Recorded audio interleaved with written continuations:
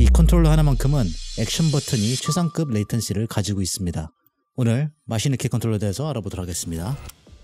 네, 일단 가격대에서 먼저 알아보도록 할 텐데요. MSRP 기준으로 79.99달러에 판매가 되고 있는 패드입니다. 대략 한국 돈으로 하면 한 10만원 정도에 팔리고 있는 패드인데 현재 쿠팡에서는 8만원 정도로 구매가 가능합니다. 제가 가지고 있는 버전은 프리미엄 에디션 버전이라고 해가지고 기존에 있는 버전 2 모델보다는 조금 더 비싼 가격을 제공하고 있고요. 그리고 스탠더드 에디션이라고 또 해가지고 같은 성능대에 7만원에 구매하실 수 있는 패드가 있는데요. 그거는 이제 블랙과 화이트 모델로 제공이 되고 있고, 이 프리미엄 에디션 같은 경우에는 이렇게 블랙 앤 골드로 피니시가 된 걸 볼 수가 있겠죠. 하지만 이제 SE 버전 같은 경우는 충전도기랑 같이 오지는 않습니다. 그래서 이 프리미엄 에디션을 구매하는 게 또 나을 수도 있어요. 그리고 또 이게 또 최신 버전으로 나온 거기 때문에 오히려 이걸로 가는 것도 나쁘지 않을 거라고 봅니다. 자, 일단 호환성 같은 경우에는 이게 닌텐도 스위치, PC, 안드로이드 다 가능합니다.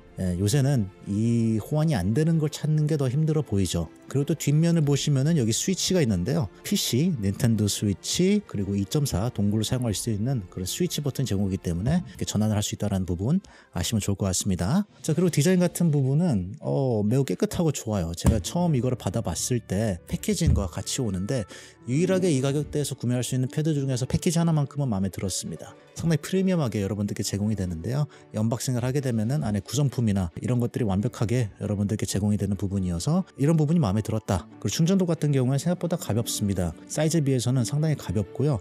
충전도 같은 경우도 동글을 꽂을 수가 있어서 심플하게 플러그앤플레이가 가능하다는 점, 그리고 LED 조명 같은 경우도 뒤에 버튼을 이용해서 여러분들 색깔을 조정을 할 수가 있습니다. 유일하게 아쉬운 부분은 이 USB 동글, 이게 생각보다 사이즈가 큽니다. 그래서 충전도기에 연결했을 때 좀 많이 튀어나오는 부분이 있다. 그리고 다음으로 여러분들께 말씀드리고 싶은 건 이제 그립감 같은 부분인데 엑스박스 형태로 잘 되어 있습니다. 여러분들이 엑스박스 패드에 익숙하시다면은 상당히 무난한 그립을 가지고 있다고 보고요. 이 그립 같은 경우는 고무로 되어 있지는 않습니다. 대신에 뒤에 슬립 방지, 플라스틱으로 된 슬립 방지가 되어 있는 걸 볼 수 있겠고요. 그리고 앞면 플레이트 같은 경우는 정면 페이스 플레이트가 이렇게 쉽게 빠집니다. 그래서 여러분들이 페이스 플레이트도 교체할 수 있다는 점 참고하시면 좋을 것 같습니다. 그리고 이 페이스 플레이트를 다시 컨트롤러에 장착을 할 때도 자석으로 되어 있어가지고 착 하고 달라붙습니다. 그래서 이 그립감 같은 부분에는 이별나게 특별한 건 없지만 또 심지어 무난하다.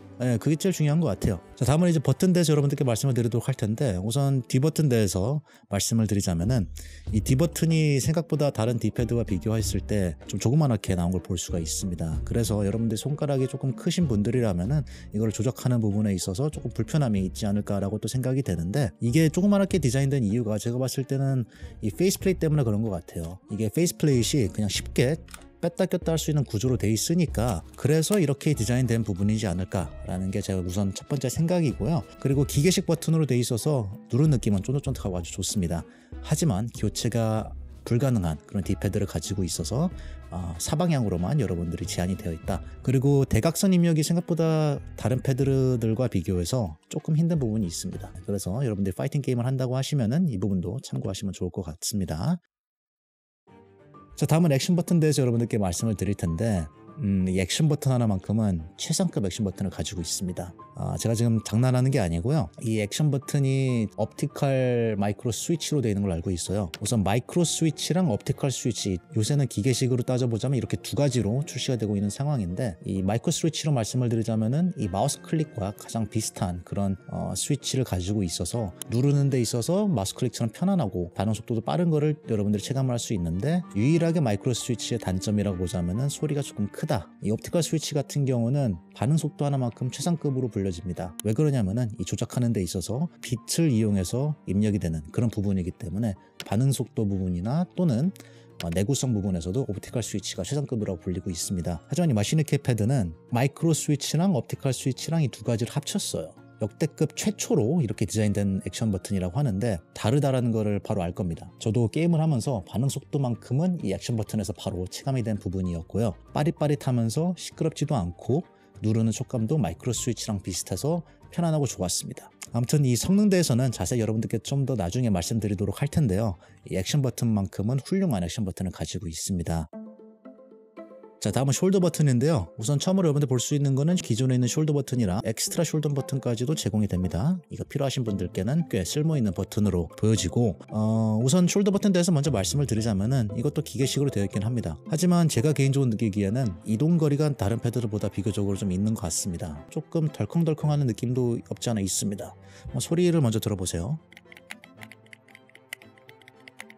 뭔가 여기 안에 있는 부품들이 자기끼리 조금 걸리적거리는 부분이 있어요. 하지만 내구성 같은 부분에서는 문제가 없어 보이긴 합니다. 이게 8만원대 컨트롤러로 봤을 때 조금 아쉬운 부분인 거지 한 3만원대 5만원대 출시되는 패드에서는 이렇게 나오긴 하고 있습니다. 그래서 숄더 버튼에도 조금 더 공을 들였으면 좀 어땠을까라는 아쉬운 부분이 없지 않아 있어요. 자, 다음은 트리거 락 부분인데 이 트리거 락은 기존 홀리팩으로 되어 있지 않고 이것도 최초로 옵티컬 트리거로 되어 있다고 합니다. 안정성이나 또 정밀함 부분을 따져봤을 때 옵티컬 스위치가 홀리팩보다는 더 좋다. 이 옵티컬 트리거를 사용해 봤을 때 홀리팩보다는 부드러운 느낌이 있지는 않습니다. 이 조작감으로만 봤을 때는 홀리팩이 조금 더 좋은 것 같지만 이 옵티컬 스위치는 어떻게 보자면 성능면으로 조금 더 정밀한 거를 볼 수가 있어요. 그래서 이거는 좀 호불호가 좀 나누지 않을까 생각이 돼요.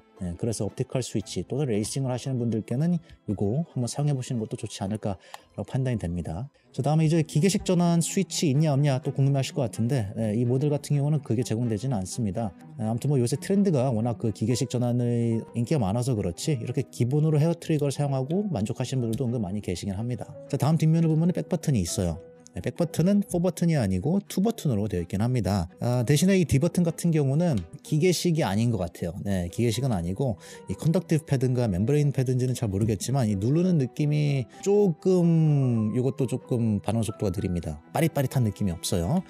이게 제 느낌만 그런 게 아니라 하드웨어 테스팅을 해봤을 때도 누르는 속도에서 딜레이가 있는 부분을 바로 볼 수가 있긴 합니다. 자, 다음은 스틱대에서 여러분들께 말씀을 드릴 텐데 이 스틱 하나만큼도 성능은 대단한 성능을 가지고 있습니다. 레이턴시는 한 13ms가 나온 걸 볼 수가 있습니다. 그리고 폴링 레이트 같은 경우에는 이게 1000Hz 폴링 레이트를 가지고 있습니다. 폴링 레이트 테스팅 해봤을 때도 900대 후반으로 아주 안전하게 잘 나오는 게 볼 수 있겠고, 그리고 스틱 해상도 같은 부분에는 이제 4000레벨의 해상도를 가지고 있다고 홈페이지에서 홍보를 하고 있긴 합니다. 하지만 제가 개인적으로 테스팅을 해봤을 때는 한 2000 정도 나온 걸 볼 수가 있겠고요. 자, 그리고 다음으로 여러분들께 말씀드리고 싶은 거는 TMR 스틱으로 교체가 가능합니다. 그리고 TMR로만 여러분들 교체할 수 있다는 부분이 있는 게 아니라 여러분의 다양한 스틱 텐션을 골라서 또 구매를 하실 수가 있습니다. 개인적으로 저 같은 경우는 TMR 스틱 가야 되지 않겠습니까? 그래서 여러분들도 TMR로 교체를 하고 싶다면은 제가 여러분들을 위해서 링크를 밑에 마련해 놓도록 하겠습니다.